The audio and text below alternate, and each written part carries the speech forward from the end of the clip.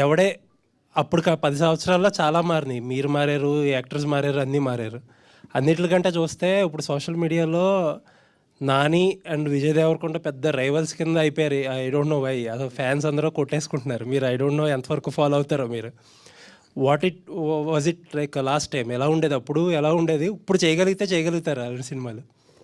అదే అంటే మొన్న ఈ వీడియో పెట్టాము, అంత రీయూనియన్ లాగా అంత సినిమా చూసినప్పుడు. దాని తర్వాత చూసా అపారెంట్లీ ఫ్యాన్ వార్స్ ఉండే ముందు అని. నాకు నానికి విజయ్కి ఫ్యాన్ వార్స్ అంత తెలీదు. అండ్ అప్పుడు బిగినింగ్లో నాని చాలా సపోర్టివ్ ఉండే విజయ్కి. ఐ రిమెంబర్ లైక్ ప్రతి సీన్ వాళ్ళిద్దరు డిస్కస్ చేసుకుంటే విజయ్ సీన్ నాని హెల్ప్ చేస్తుండే. I think the Nani also by default both of them are such easy going people, both very ambitious obviously, but very easy going and happy people. They'll anta yeah, so that was one. And ఇప్పుడు మళ్ళీ చేయాలంటే చేయగలుగుతామంటే I don't think like this for sure.